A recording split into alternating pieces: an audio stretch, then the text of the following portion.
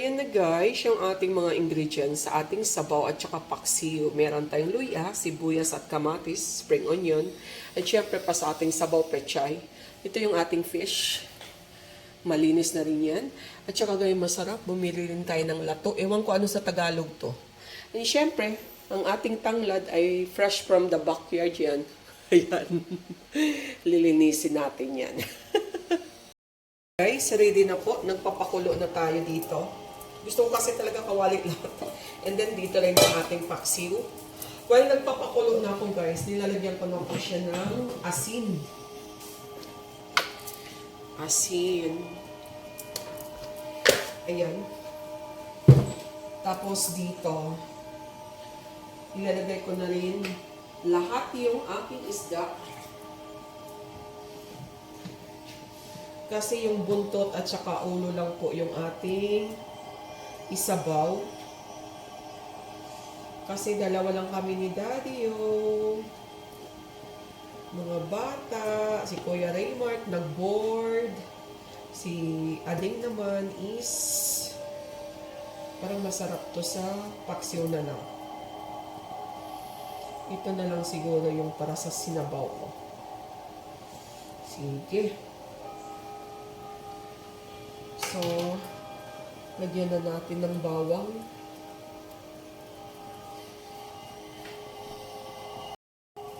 Pagkatapos po ng bawang, syempre yung sibuyas.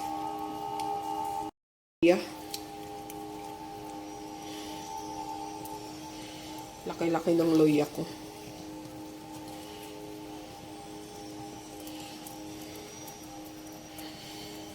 Lagyan ko rin po siya ng yung spring onion. Ayan. Asin. Paminta. Siyempre, dito talaga tayo umaasa sa lasa. 1, 2, 3, 4, 5. Paborito ko talaga to. Lagi akong naglalagay ng chili flakes. Except lang na paanghang siya. Malasa talaga pag may chili flakes. Ewan ko ba. Tapos guys, ilagay natin yung sinamak na suka.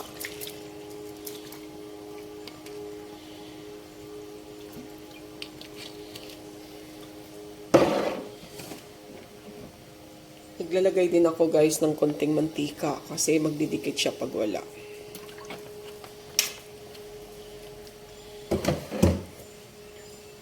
Hindi na ako maglalagay ng tubig kasi yung isda talagang magtutubig yan. So, ready na yan. Kuluin na lang natin yun guys. And then, taste natin kung ano yung kulang. And then, done. Takpan, syempre takpan natin. Parang may problema sa gasol sa kabila guys. Ayaw sumindi. Nabasa kasi ito eh. Yung umapaw ang tubig talaga. Ay, may nakakalimutan pa ako. Pangpalasa guys. Naglalagay ba kayo ng tanglad sa paksiw? Ako guys, maglagay ako. Hindi naman ako talaga naglalagay, pero maglagay ako ngayon. Feel ko lang, para mabango siya. Since marami naman akong tanglad, di naman to binili. Sa likod lang naman, so why not? Lagyan na natin. Kulo-kulo na siya. Pwede na natin yan. Lagyan ng... Ayan. Ilagay ko na yung kanyang kamatis. Yan. Luya. At saka bawang. Okay, kuluin muna natin yan talaga ng gusto. Back to paksiw ako. Parang hindi na problema ako sa aking gasol sa kabila. Ayaw sumindi guys. Binigyan ako ng headache ka. Ayaw sumindi guys. What's wrong with you? Hindi ka pa ba natuyo? Since na ano ka ha? Nanuhan ka ng tubig. Oh my God guys. No choice. Ayaw niya. Hintayin na lang natin muna ang tinola bago ako makapagpaksiw. I cannot cook multi-skill now. Kasi sira yung aking isang gasol. Siguro hindi pa natuyo yung tubig dyan. Guys, nakulo na talaga siya. So, ilalagay ko na yung aking fish. aking fish na dalawa lang kasi sabaw lang habol namin dyan ni Daddy, oh. Yan, hanggang kumulo ng kumulo. Yan.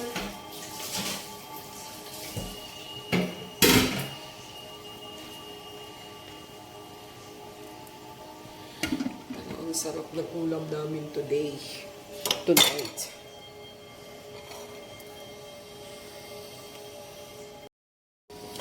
Checking. Ayan, sobrang kulo-kulo na niya.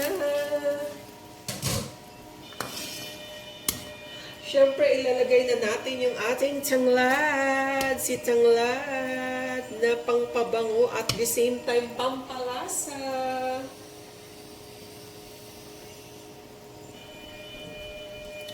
Tikman natin, guys.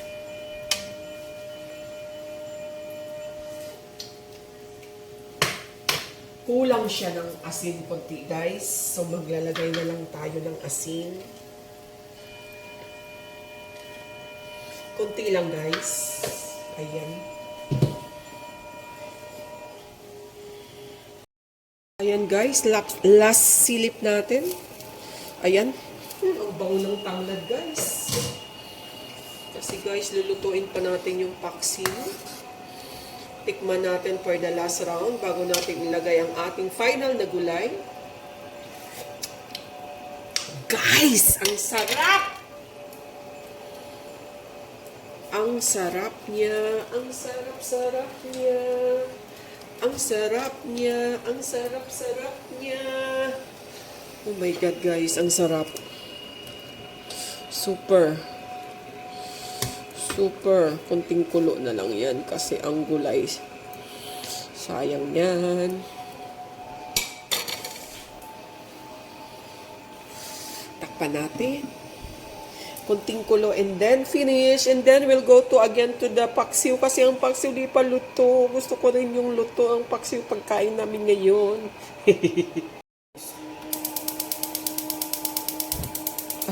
Aba guys. Oh, nakita nyo, umilaw. Aba. Sige daw, aber. Mamamatay ba? Abay, mamamatay ba kung bitawan to? Mamamatay talaga. Huwag nang pilitin. Ayan guys, okay na to. Kulong-kulo na siya. Super kulo na. This is it. Sarap. Guys, nalipat ko na. Let's cook the paksiw. Ayan, yung ating paksiw. Oh! Sarap. Sarap talaga ng ulam ngayon. Guys, oh, nagpawis-pawis na. Ang bilis kumulo. Tada! Bantayan natin, guys. Baka umapaw na naman at masira na naman yung aking isang gasol. Bango ng suka, sinamak. Ayan, guys.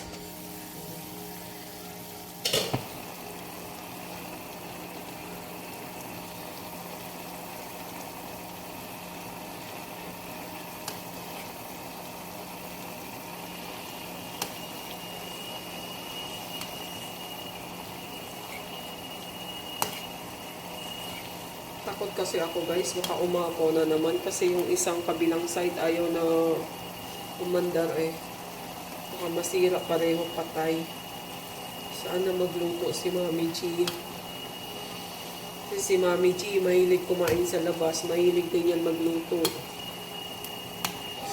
So hindi pwedeng masira pareho. Pero aandar din yan, kaso matagal pa. Hindi pa siguro talaga siya natuyo hanggang sa ilalim. Kasi sobrang apaw last time eh, napag-iwanan ko. Guys, ang bango ng suka na sinamak. Nakatry na ba kayo ng sinamak na suka? Bango. So, ayan guys. Last silip. Kasi baka matuyuan. Sayang din ang sabaw. At titikman natin. Guys, ang sarap. Oh my God, ang sarap. Dabi. Tikman na natin. Wow! Sana all! Ang sarap! So, I'm done. Ready to eat dinner. Guys, ang sarap niya guys. Ang bango din ng tanglad na nilagay ko. First time kong maglagay ng tanglad sa paksiw. Marami kasi yung nakuha ko. Palibasa di naman nabibili, sa likod lang. Ayan na yung serving natin guys. Kasi dalawa lang naman kami ni Daddy oh. Tapos yung ating paksiw. O, diba? Sarap eh. Kain na. Plus yung lato. Kain na guys.